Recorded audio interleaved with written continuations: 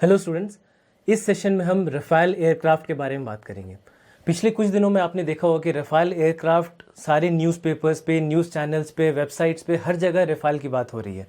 तो आपके एग्ज़ाम के पॉइंट ऑफ व्यू से भी जितने भी वन डे एग्ज़ाम्स अगले एक साल में होने वाले हैं, जहाँ पर जनरल नॉलेज पूछा जाता है, जहाँ पर करंट अफेयर्स पूछे जाते हैं, वहाँ पर आप मान के चलिए कि एक क्वेश्चन तो यहाँ से आ सकता है। तो किस तरह के क्वेश्चंस आ सकते हैं उसके ऊपर हम यहाँ पर डिस्कशन करेंगे और हम ये देखेंगे कि कुछ जो स्मॉल फैक्ट्स हैं, छोटे फैक्ट्स हैं, जहाँ पर से क्वेश्चंस पूछे जा सकते हैं, उन सब का एनालिसिस हम एक बार करेंगे यहाँ पर। तो जब हम रफ़ाल की बात करते हैं तो एक एक करके हम देखते हैं कि क्या इंपॉर्टेंट है। सबसे पहले अगर मैं सबसे बेसिक इन्फॉर्मेशन आपको दूँ तो रफ़ाल एयरक्राफ्ट है क्या, रफ़ाल के आने से हम क्या देख रहे हैं। तो सबसे पहले आपको ये पता है कि इंडियन एयरफोर्स में 36 रफ़ाल एयरक्राफ्ट टोटल आने हैं, जिसमें से कि 5 रफ़ाल एयरक्राफ्ट अभी आया है और ऐसे ही अगले 5-6 सालों में रफ़ाल जो एयरक्राफ्ट है जो डसॉल्ट कंपनी से आना है, वो हम देखेंगे कि ऐसे ही 5-5, 6-6 के बंच में वहाँ से यहाँ पर आते रहेंगे। तो कुछ बेसिक डिटेल्स पहले हम देखते हैं कि क्या है और उसके ऊपर जितनी भी तरह की चीज़ें हैं जहाँ पर से क्वेश्चंस पूछे जा सकते हैं, उन सब के ऊपर हम यहाँ पर डिस्कशन करेंगे। तो सबसे पहले सबसे जो बेसिक डिटेल्स है, कंट्री ऑफ ऑरिजिन क्या है, फ्रांस है। आपको याद रखना है कि इस तरह के क्वेश्चंस हमेशा पूछे जाते हैं। जैसे अगर मिग का क्वेश्चन होगा तो मिग के बारे में पूछा जाएगा कि किस कंट्री से भारत ने लिया, रफ़ाल के बारे में पूछा जाएगा किस कंट्री से भारत ने लिया। तो ये कंट्री ऑफ ऑरिजिन जानना बहुत ज़रूरी है। तो कंट्री ऑफ ऑरिजिन जो रफ़ाल का है वो है France. Manufacturer Dassault aviation. Dassault aviation इसलिए भी इम्पॉर्टेंट है कि हमारे पास जो दूसरी एक बहुत ही बेहतरीन फाइटर एयरक्राफ्ट है जिसका नाम है मिराज 2000, ये मिराज 2000 भी डसॉल्ट एविएशन से ही आता है। तो इसलिए ये इंपॉर्टेंट है। और मिराज 2000 के बारे में शायद आपको पता होगा, हमारे लिए बहुत ही क्रूशियल एयरक्राफ्ट ये रहा है। 1999 के कारगिल वॉर में इसे यूज़ किया गया है। कुछ अन्य सैन्य ऑपरेशंस जो हैं उनमें भी इन्हें यूज़ किया गया है। सर्जिकल स्ट्राइक हमने किया था, सर्जिकल स्ट्राइक में भी मिराज 2000 का यूज़ किया गया था। तो ये भी एक बहुत ही महत्वपूर्ण एयरक्राफ्ट है जो भारत के पास है और ये भी डसॉल्ट एविएशन से ही हमारे पास आया है। इसके बाद एक और इम्पॉर्टेंट पीस ऑफ इंफॉर्मेशन है जनरेशन। तो जब हम जनरेशन की बात करते हैं तो इसे हम 4.5 जनरेशन कहते हैं। जनरेशन का मतलब क्या है ये towards the end of the lecture एक बार हम देखेंगे, लेकिन ये याद रखें कि 4.5 जनरेशन इसे कहा जाता है। तो आपके लिए एग्ज़ाम के पॉइंट ऑफ व्यू से ये भी जानना ज़रूरी है कि कौन कौन से एग्जाम्पल्स हैं 4th जनरेशन के, कौन कौन से एग्जाम्पल हैं 4.5 जनरेशन के और कौन कौन से ऐसे एग्जाम्पल हैं जो कि 5th जनरेशन के हैं। तो ये तीनों के बारे में आपको जानना ज़रूरी है। तो 1st, 2nd, 3rd, 4th, 5th generation वगैरह क्या है, इनके बारे में लास्ट में एक बार मैं वापस आऊँगा। फिर पहली उड़ान जो है, मेडन फ्लाइट जो इसकी थी, ये जुलाई 1986 में हुआ था। एग्जैक्ट डेट अगर आप जानना चाहें तो एग्जैक्ट डेट जो है वो है 4 जुलाई 1986। तो 4 जुलाई 1986 को इसका पहला उड़ान भरा गया। उसके बाद फ्रांस में इसे यूज़ किया जा रहा था। अब हम देखेंगे कि इंडिया में भी इसे यूज़ किया जाएगा। एक और फैक्ट जो आपको याद रखना चाहिए वो ये है कि इंडिया के अलावा कौन कौन से ऐसे देश हैं जहाँ पर डसॉल्ट एविएशन ने रफ़ाल एयरक्राफ्ट को प्रोवाइड कराया है। तो 2 कंट्रीज़ का आप नाम याद रखें, एक है इजिप्ट और दूसरा है कतर। तो इजिप्ट, कतर, अब इसी लिस्ट में इंडिया भी ऐड हो गया है और ऑफ कोर्स क्योंकि फ्रांस है तो फ्रांस में ये यूज़ तो हो ही रहा है। तो ये 4 कंट्रीज़ के आपको नाम याद रखने होंगे कि ये 4 कंट्रीज़ हैं अभी जिनके पास रफ़ाल एयरक्राफ्ट है। तो कौन से 4 कंट्रीज़ याद रखने होंगे आपको? फ्रांस, इजिप्ट, कतर और इंडिया। इंडिया में अभी ये सबसे लेटेस्ट एडिशन है। तो ये हो गए कुछ बेसिक डिटेल्स। अब दूसरे तरह के जो क्वेश्चंस आपको यहाँ पे पूछे जा सकते हैं वो हो सकता है स्पेसिफिकेशंस के ऊपर। तो अगर हम कुछ टेक्निकल इन्फॉर्मेशन की बात करें तो क्या क्या याद रखना ज़रूरी है आपको, मैं उन पॉइंट्स के बारे में आपको बताता हूँ। सबसे पहले जब हम डायमेंशंस की बात करते हैं, स्टोर स्टेशंस आपके लिए इंपॉर्टेंट नहीं है, आप छोड़ सकते हैं इसे।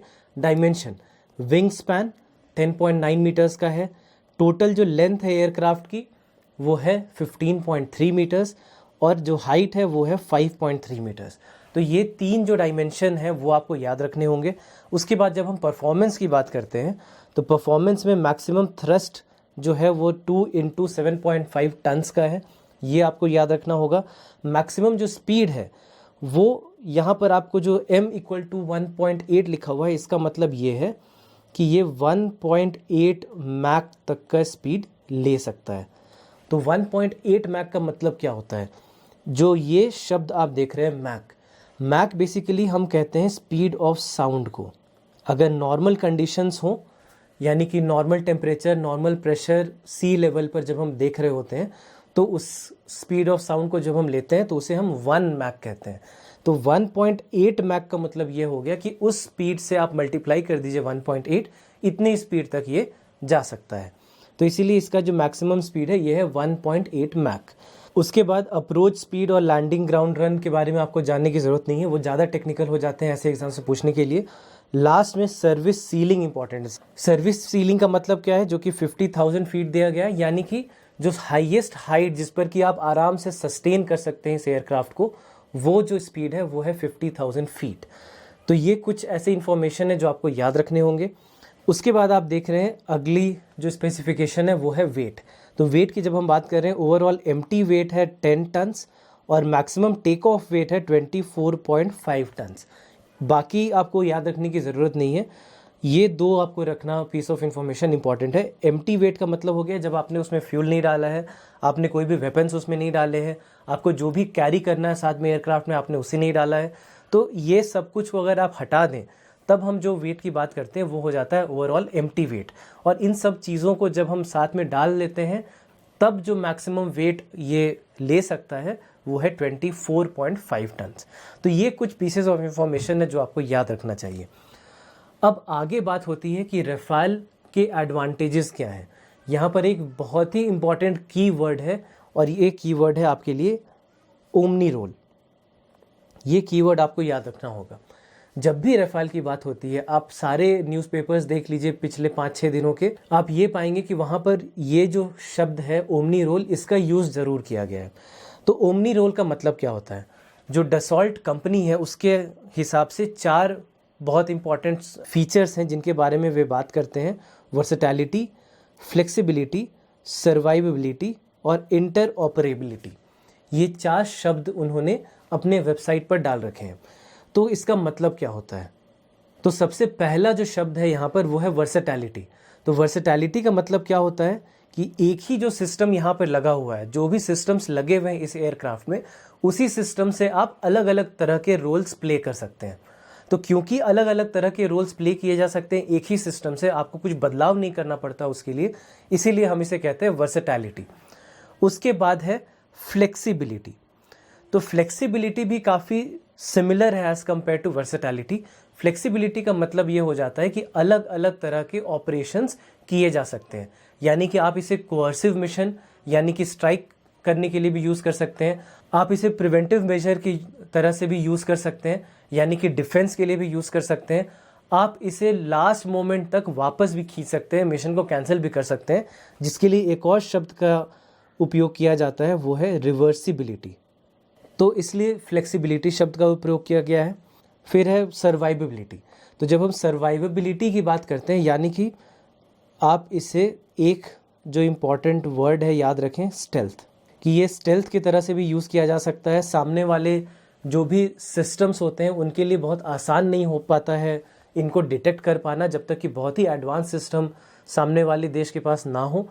तो इसलिए सर्वाइवेबिलिटी एक बहुत इंपॉर्टेंट फैक्टर हो जाता है। और फिर है इंटरऑपरेबिलिटी। इंटरऑपरेबिलिटी का अर्थ ये होता है कि इसे आप अलग अलग सिस्टम्स के साथ भी यूज़ कर सकते हैं। जैसे कि अगर आपको मान लीजिए कोई ऐसा मिशन है जिसमें आप सिर्फ खुद से नहीं वो मिशन कर रहे हैं, आप किसी और कंट्री के साथ मिलकर के, जिनके अलग अलग सिस्टम्स होंगे, उनके साथ मिलकर के आप कोई मिशन को पूरा कर रहे होंगे, तो वैसे में इंटरऑपरेबिलिटी बहुत इंपॉर्टेंट हो जाती है। यानी कि बहुत ही रिजिड सिस्टम नहीं है, ये एक ऐसा सिस्टम है जो कि बाकी सिस्टम्स के साथ भी आराम से काम कर सकता है। तो इसलिए इंटरऑपरेबिलिटी शब्द का उपयोग किया गया है। तो versatility, flexibility, survivability and interoperability, ये 4 मेजर फीचर्स हैं जिनके कारण डसॉल्ट कंपनी का कहना है कि ये एक ओमनी रोल एयरक्राफ्ट है। तो मुझे उम्मीद है कि ओमनी रोल का मतलब क्या हुआ वो आपको समझ में आ गया होगा। अलग अलग तरह से अलग अलग प्रकार के मिशंस, अलग अलग सिस्टम्स के साथ मिशन, अलग अलग सिचुएशंस में मिशन, ये सब करने में ये सक्षम है। तो इसलिए हम इसे ओमनी रोल कह रहे हैं। तो ये फीचर्स की बात हो गई। अब अगली जो डिस्कशन है वो हमें ये करना है कि एडवांटेज क्या है, क्यों हम रफाल को इतना इम्पॉर्टेंट समझते हैं अपने देश के लिए। तो इंडिया के लिए क्या क्या एडवांटेजेस हैं रफाल के आने से, इसके ऊपर एक बार हम चर्चा करते हैं। तो सबसे पहले जो एडवांटेज हम देखते हैं वो है ओमनी रोल। ओमनी रोल का मतलब क्या होता है वो अभी हमने जस्ट देखा, ahead of much of the contemporary competitors. यहाँ पर हम बात कर रहे हैं जो अन्य देशों के पास जो भी एयरक्राफ्ट्स हैं, जो भी फाइटर एयरक्राफ्ट हैं उनके बारे में। जैसे पाकिस्तान के पास है F-16, चाइना के पास है J-20, ये हो गया पाकिस्तान और ये हो गया चाइना। तो जब हम F-16 की बात करते हैं तो F-16 है 4th जनरेशन। आपको याद होगा हमने बात की थी कि ये 4.5 जनरेशन है। तो F-16 रियल कॉम्बैट सिचुएशन में रफाल का सामना नहीं कर सकता है। रफाल के जितने भी सिस्टम्स हैं, जितने भी वेपन्स हैं, वो काफ़ी एडवांस्ड हैं एज़ कम्पेयर टू जो भी F-16 में है। तो उस सेंस में हम देखें तो रफाल और F-16 के बीच में ज़्यादातर सिचुएशंस में कोई कंपैरिजन ही नहीं है। बात जहाँ तक J-20 की होती है तो J-20 जो है ये एक्चुअली 5th जनरेशन है। तो जब हम थियोरेटिकली बात करते हैं, जब हम ऑन पेपर बात करते हैं, तब आप ये पाएंगे कि J-20 में जो सिस्टम्स लगे हुए हैं वो शायद रफाल से बेटर हैं। लेकिन यहाँ पर बात आ जाती है कॉम्बैट सिचुएशन की, कि रफाल को पहले दूसरे देशों में यूज़ किया जा चुका है। यानी कि हमने पहले देखा हुआ है कि इसे इजिप्ट में यूज़ किया गया, इसे सीरिया में यूज़ किया गया, इसे इराक में यूज़ किया गया, इसे लिबिया में यूज़ किया गया। तो इतने सारे देश हैं जहाँ पर हमने ऑलरेडी देखा है कि कॉम्बैट सिचुएशन में, यानी कि युद्ध जैसी स्थिति में, हमने देखा है कि रफाल को यूज़ किया जा चुका है। J-20 को अभी तक किसी भी ऐसे सिचुएशन में यूज़ नहीं किया गया है। कॉम्बैट सिचुएशन में ये किस तरह से फंक्शन करेगा ये हमने अभी तक देखा नहीं है। तो थ्योरेटिकली हाँ, आप कह सकते हैं कि थोड़ा सा एडवांस दिखता है ये रफाल के कंपैरिजन में, लेकिन J-20 को अभी तक प्रैक्टिकल सिचुएशन में नहीं देखा गया है। और इसलिए हम ये कह सकते हैं कि इवन अगर कंपेयर करना हो J-20 से, तो हो सकता है कि रफाल उससे 20 ही साबित हो, 19 तो साबित नहीं होगा। फिर इंडिया स्पेसिफिक एनहांसमेंट। तो रफाल जब इंडिया आ रहा था तो रफाल की जो डील थी जब फाइनल हो गई थी, तो कुछ 13 ऐसे चेंजेस हैं, 13 चेंजेस ना कहिए, मॉडिफिकेशंस कहिए, 13 ऐसे मॉडिफिकेशंस हैं जो किए गए हैं इंडिया की नीड्स के हिसाब से। जैसे अगर छोटी सी मैं एग्जांपल दूं तो लद्दाख रीजन यानी लेह रीजन में जा कर के ऑपरेट करना, आपको पता है कि हाइट बहुत अधिक है, ऑक्सीजन बहुत थिन है, तो इंजन का फंक्शन करना बहुत मुश्किल हो जाता है ऐसे सिचुएशंस में। तो कुछ चेंजेस किए गए हैं रफाल के इंजन्स में जिसके कारण कि वो ऐसे सिचुएशंस में, कोल्ड स्टार्ट सिचुएशंस में बहुत इजीली काम कर सके। तो 13 छोटे बड़े ऐसे चेंजेस किए गए हैं जिसके कारण इंडिया के लिए अच्छे से एडवांस किया गया है, इसे इंडिया के हिसाब से इसे ढाला गया है। तो इसीलिए आप कुछ अगर विशेषज्ञों की बात करें तो डिफेंस एनालिस्ट जो होते हैं वो ये कहते हैं कि शायद ये जो वर्जन है रफाल का जो इंडिया के पास आ रहा है वो शायद एक बेटर वर्जन है एज कम्पेयर टू जो बाकी वर्जन्स हैं रफाल जेट के, जो फ्रांस के पास है या फिर जो इजिप्ट या कतर के पास है। उसके बाद एक बहुत इंपॉर्टेंट फैक्ट हो जाता है न्यूक्लियर केपेबल, यानी ये जो रफाल एयरक्राफ्ट हम ले रहे हैं ये न्यूक्लियर केपेबल है, इस पे आप न्यूक्लियर वेपन्स डाल सकते हैं।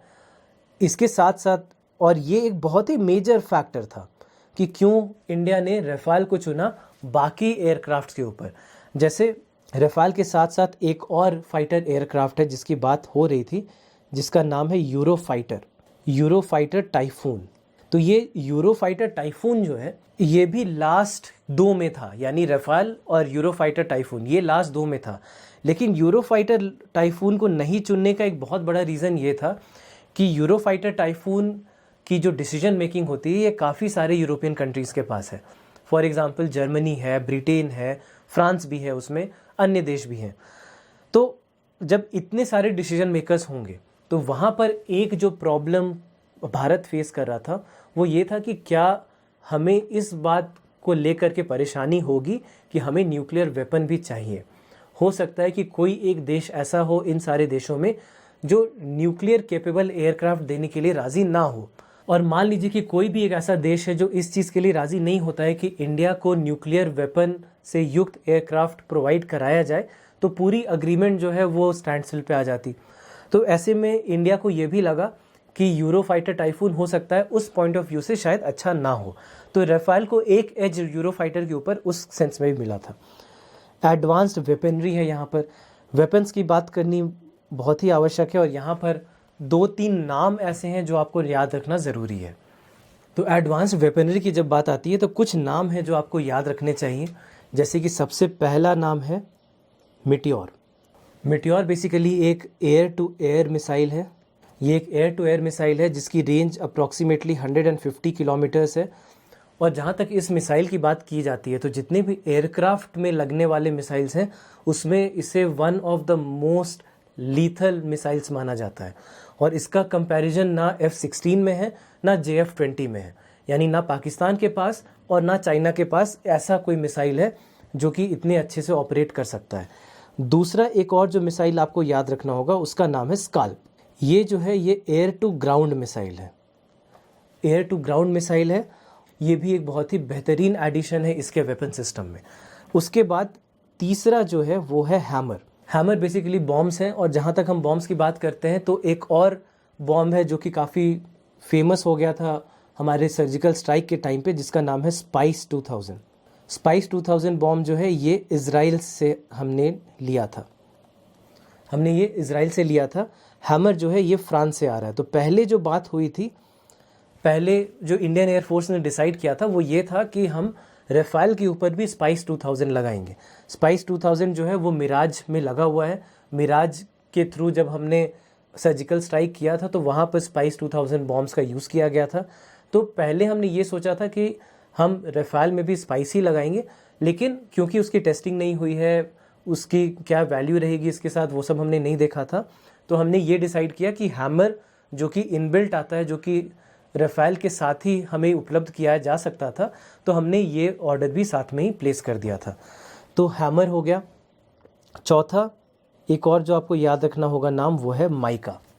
ये भी आप याद रखें, ये भी एक एयर टू एयर मिसाइल है।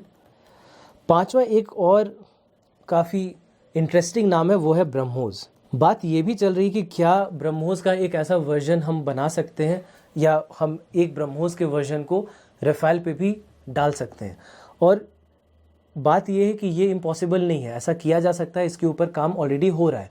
तो हो सकता है कि ब्रह्मोस को भी राफेल के साथ इंटीग्रेट करने की कोशिश की जाए, और अगर ऐसा होता है तो ये हमारे डिफेंस फोर्सेस के लिए बहुत ही बेहतरीन बात होगी।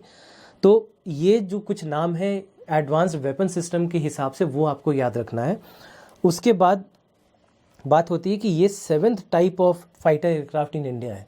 तो हमारे पास अलग अलग प्रकार के फाइटर एयरक्राफ्ट हैं जिनके बारे में आपको पता होगा। मिग है, सुखोई है, काफ़ी सारे तेजस हैं, तो ये सारे ऑलरेडी हमारे पास हैं। तो ये 7th type of fighter aircraft है जो इंडियन एयरफोर्स के पास आ रहा है, और इसके कारण ही हम ये कह सकते हैं कि हम दुनिया के उन चुनिंदा देशों में होंगे जिसके पास ऐसी वर्सेटैलिटी है जो डिफरेंट सिचुएशंस में डिफरेंट तरह के फाइटर एयरक्राफ्ट को यूज़ कर सके। और लास्ट जो एक एडवांटेज हम देखते हैं वो है सुपीरियर रडार्स एंड सेंसर्स। तो जो पॉड लगाया गया है रडार और सेंसर्स के लिए, सबसे इम्पॉर्टेंट एक बात ये भी है कि ये डिफरेंट तरह के रडार्स को यूज़ करने में सक्षम हो जाता है, लेकिन जो इलेक्ट्रॉनिक सिस्टम्स इक्विपमेंट्स जो दिए गए राफेल में वो भी काफ़ी एडवांस्ड हैं। जो ऑपरेबिलिटी है इसकी ये बहुत ही अच्छी है, जो डिटेक्शन सिस्टम है इसका ये बहुत ही अच्छा है, और स्पेशली जो इंडियन एडवांटेज दिया गया है, जो इंडियन एनहांसमेंट दिया गया है, जैसे कि जो हेलमेट्स प्रोवाइड किए जा रहे हैं वो सिचुएशनल अवेयरनेस बढ़ाएंगे, तो ये सारी चीज़ें हैं जो इसे बहुत ही बेहतरीन एयरक्राफ्ट बना देती हैं। तो ये सारे एडवांटेजेस इंडिया के लिए है राफेल के आने से। तो राफेल की जब हम बात कर रहे हैं और आज हम देख रहे हैं कि यहाँ पर डिलीवरी शुरू हो चुकी है, तो एक बार हमें ये भी जानना चाहिए कि ये कब शुरू हुआ और क्यों हमने सोचा कि हमें एक ऐसे एयरक्राफ्ट की ज़रूरत पड़ेगी। तो आप अगर हिस्ट्री में वापस जाएं तो बात 2001 में शुरू होती है, जब अटल बिहारी वाजपेयी की गवर्नमेंट चल रही थी, जहाँ पर पहली बार ऐसा सोचा गया कि ऐसे एयरक्राफ्ट की ज़रूरत पड़ेगी। तो अगर हम एक ब्रीफ टाइमलाइन की तरफ जाएं तो आप देखेंगे कि 2001 में एक इनिशियल RFI यानी कि रिक्वेस्ट फॉर इंफॉर्मेशन इशू किया गया था। फिर उसके बाद इसके ऊपर डिस्कशंस चलते रहे और अंत में हमने जून 2007 में देखा कि clearance for the purchase of 126 MMRCA यानी कि medium multi role combat aircraft के लिए पहली बार एक क्लियरेंस दिया गया। उसके बाद यहाँ पर 6 कंपनियाँ थी जो शॉर्टलिस्ट की गई। आप चाहें तो ये 6 कंपनियों के बारे में भी जान सकते हैं।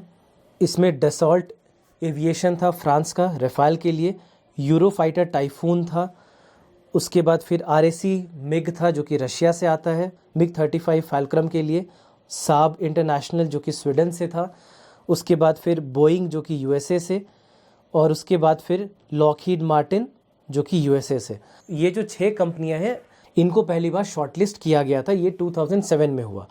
उसके बाद जो है ट्रायल्स हमने देखा कि टेक्निकल इवैल्यूएशंस और ट्रायल्स शुरू हुए। अगस्त 2009 से हमने देखा कि ये शुरू हुआ। अप्रैल 2011 में लास्ट फाइनल 2 बिड को शॉर्टलिस्ट किया गया जिसमें यूरोफाइटर टाइफून था और डसॉल्ट एवियोनिक्स का रफाल था। उसके बाद फाइनली हमने ये देखा कि डसॉल्ट एयरक्राफ्ट का जो रफाल है उसे फाइनल कर दिया गया। उसके बाद आप ये भी देखेंगे कि फरवरी 2012 में डसॉल्ट एविएशन ने एक MOU भी साइन किया रिलायंस ग्रुप के साथ for a joint venture to explore opportunities in the defence sector and cooperation in the execution of MMRCA। तो ये एक MOU साइन किया गया था 2012 में, जहां पर ऑल्दो उस समय बात चल रही थी कि ये काम HAL के साथ भी किया जा सकता था, लेकिन उस समय डसॉल्ट एवियोनिक्स ने ये कहा कि वो ज़्यादा कंफर्टेबल है रिलायंस ग्रुप के साथ। उन्हें ये लगता है कि रिलायंस ग्रुप जो है वो शायद ज़्यादा बेहतर तरीके से ये सारी सिचुएशंस को समझ सकता है और उनके साथ बेहतर तरीके से काम कर सकता है, तो इसीलिए HAL को उन्होंने नहीं चुना। तो रिलायंस ग्रुप फरवरी 2012 में इस तरह से आप देखेंगे पिक्चर में आ गया। बाद में आपने देखा होगा काफ़ी कंट्रोवर्सी भी हुई थी रिलायंस को लेकर के। उसके बाद 2012 के बाद हम ये देख रहे हैं कि एक लल सा माहौल था, कुछ आगे बात बढ़ी नहीं।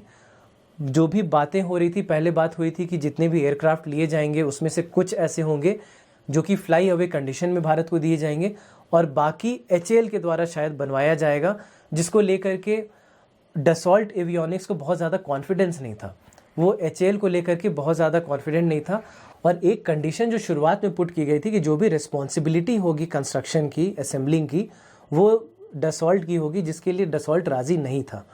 डसॉल्ट का ये कहना था कि अगर डसॉल्ट से रफाल बन के निकल रहा है तो उसकी रिस्पॉन्सिबिलिटी उनकी होती है, लेकिन अगर कुछ HAL द्वारा बनाया जा रहा है तो इसकी रिस्पॉन्सिबिलिटी डसॉल्ट लेने के लिए तैयार नहीं है।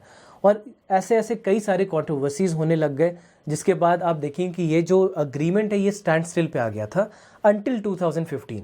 2015 में आप ये देखेंगे कि prime minister Narendra Modi France गए और यहाँ पर एक अनाउंसमेंट हुआ कि भारत 36 रफाल जेट्स जो है वो फ्लाई अवे कंडीशन में डायरेक्टली डसॉल्ट एविएशन से खरीदेगा और इसे एक गवर्नमेंट टू गवर्नमेंट अग्रीमेंट के तहत खरीदा जाएगा। तो इसके बाद आप देखेंगे कि ऑल ऑफ ए सडन ये जो प्रोक्योरमेंट की जो प्रक्रिया थी बहुत फास्ट हो गई।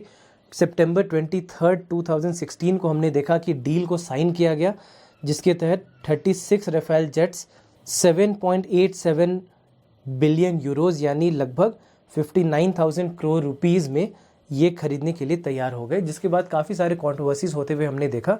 लेकिन अंत में हमने इन सबको साइड करते हुए हम ये देखते हैं कि 2019 में फाइनली जो रफाल एयरक्राफ्ट है वो भारत में डिलीवरी उसकी शुरू हो गई और 2020 में ये हम सेकेंड बैच ऑफ डिलीवरी हम देख रहे हैं।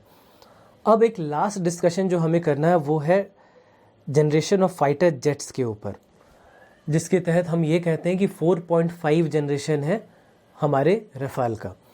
तो फर्स्ट जनरेशन की जब हम बात करते हैं उसके 3 जो मेन इंपॉर्टेंट एग्जांपल्स हैं वो है F-86, MiG-15 और MiG-17। तो मिड 1940 से लेकर के मिड 1950s तक में जितने भी इस तरह के जेट एयरक्राफ्ट बनाए गए थे इन्हें हम इस ब्रैकेट में डालते हैं। तो याद रखें बेसिक एवियोनिक्स था, इसमें कोई रडार्स नहीं होते थे, कोई भी self protection system, counter measurement systems नहीं होते थे, इसमें मशीन गन्स इसमें होते थे, कैनन्स इनमें होते थे, अनगाइडेड बॉम्ब्स इनमें होते थे। तो काफ़ी बेसिक से जेट एयरक्राफ्ट ये हुआ करते थे। उसके बाद जब हम बात करते हैं सेकेंड जनरेशन की, जो कि मिड 1950 से लेकर के अर्ली 1960s तक हम मानते हैं, तो इसमें F-104, F-5, MiG-19, MiG-21 जो कि इंडिया के पास भी है, ये सारे इसमें आते हैं। तो ये सारे सेकेंड जनरेशन ऑफ एयरक्राफ्ट माने जाते हैं। तो इसमें पहली बार एयर टू एयर रडार आना शुरू हो गया, इंफ्रारेड और सेमी एक्टिव गाइडेड मिसाइल्स आने शुरू हो गए, रडार वार्निंग रिसीवर्स आने शुरू हो गए। तो ये सारी बातें हम सेकेंड जनरेशन के साथ देखते हैं। एडवांसेस इन इंजन डिज़ाइन और एयर डायनामिक्स देखा गया। सबसे पहली बार हमने देखा कि सुपरसोनिक स्पीड यहाँ पर आ गया। तो पहला जनरेशन जो था वो था सबसोनिक, यहाँ पर पहली बार हम देख रहे हैं कि सुपरसोनिक स्पीड्स आने शुरू हो गए। थर्ड जनरेशन अर्ली 1960 से लेकर के 1970 तक, MiG-23, F-4 और मिराज 3 इनके एग्जाम्पल्स हैं। यहाँ पर इम्पॉर्टेंट फैक्ट ये है कि पहली बार beyond the visual range, visual range किसको कहते हैं? विजुअल रेंज कहते हैं जो भी 35 से 37, 35 टू 37 किलोमीटर्स तक जो रेंज होता है किसी भी एयरक्राफ्ट के लिए, उसे हम विजुअल रेंज कहते हैं। तो अगर आप उसके आगे की स्ट्राइकिंग कैपेसिटी रखते हैं तो उसे आप बियॉन्ड द विजुअल रेंज कहते हैं। तो 35 टू 36-7 के ऊपर जाना शुरू हुआ पहली बार। तो no longer necessary to visually acquire opponents to neutralise them, यानी कि अगर आप नहीं भी देख पा रहे हैं सामने अपने शत्रु को, तब भी आप उसको स्ट्राइक करने की कैपेसिटी रखते हैं। तो इसीलिए ये हो गया बियॉन्ड द विजुअल रेंज। फिर आते हैं फोर्थ जनरेशन।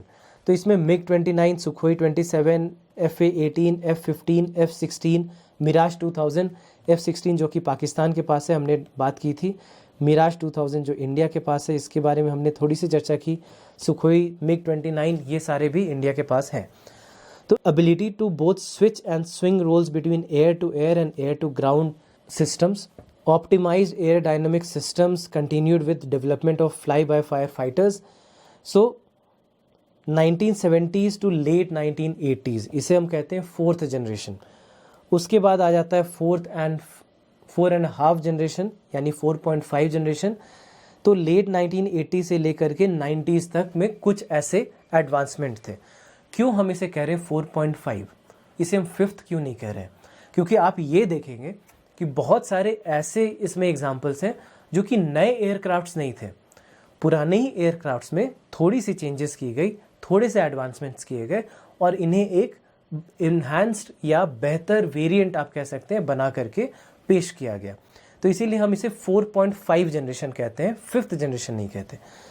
तो यहाँ पर FA-18EF आ जाता है जो कि सुपर हॉर्नेट है, यूरोफाइटर टाइफून इसमें आ जाता है, साब JS-39 जो कि स्वीडन का है ये इसमें आ जाता है, डसॉल्ट रफाल इसमें आ जाता है।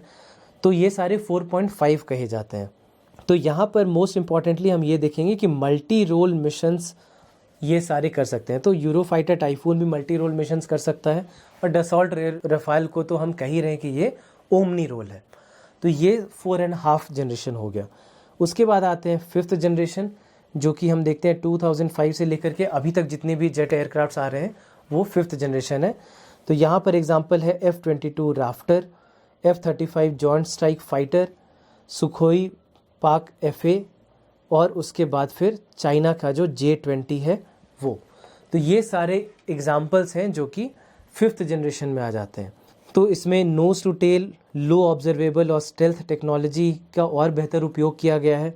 इम्प्रूव्ड सिचुएशनल अवेयरनेस है इसमें। तो ये जो इम्प्रूव्ड सिचुएशनल अवेयरनेस है, आपको याद होगा कि इन एनहांसमेंट्स की बात हमने रफाल के लिए भी की थी कि कुछ specific to Indian conditions enhancement Rafale में किए गए हैं। उसके बाद इसकी जो सॉफ्टवेयर एडवांसमेंट्स है ये बहुत ही सुपीरियर है, जिसके कारण हम कहते हैं कि ये एक स्टैंड आउट करता है फोर्थ और 4.5 जनरेशन्स के कंपैरिजन में। तो सॉफ्टवेयर एनहांसमेंट के कारण क्या होगा कि जो नेटवर्क कैपेसिटी है इनकी वो बहुत अधिक है, बहुत अच्छी है। इनकी जो स्टेल्थ टेक्नोलॉजी इनमें है वो बहुत अच्छी हो जाती है। तो ये सारी जो खूबियाँ हैं, ये सारे जो एडवांटेजेस हैं वो इसलिए आते हैं क्योंकि इसकी जो सॉफ्टवेयर इंटीग्रेशन है, जो सॉफ्टवेयर एडवांटेजेस इनमें प्रोवाइड किए गए हैं, ये बहुत ही एडवांस्ड है as compare to all the other fighter aircrafts. तो ये जनरेशन ऑफ फाइटर एयरक्राफ्ट्स के बारे में बात हो गई, फाइटर जेट्स के बारे में बात हो गई। तो याद रखें कि जितने भी इस तरह के फैक्ट्स एंड फिगर्स हैं ये आपके एग्जाम्स में, वनडे एग्जाम्स में बहुत आसानी से पूछे जा सकते हैं। तो जितने भी फैक्ट्स की मैंने यहाँ पे चर्चा की, प्लीज़ इंश्योर करें कि आपने उनका नोट्स बनाया है, आपने उन्हें अच्छे से पढ़ा है और कोई भी क्वेश्चन अगर यहाँ से पूछा जाता है तो आप उसको आंसर करने में बहुत ही सक्षम रहें। तो इसी के साथ मैं इस लेक्चर को यहीं पर समाप्त करता हूँ। प्लीज़ इस लेक्चर को आप अच्छे से पढ़ें, ध्यान रखें इन पॉइंट्स का। होप करता हूँ कि यहाँ पर से आपके एग्ज़ाम में डायरेक्ट क्वेश्चन पूछे जाएँ। All the best for the examination and thank you very much for joining.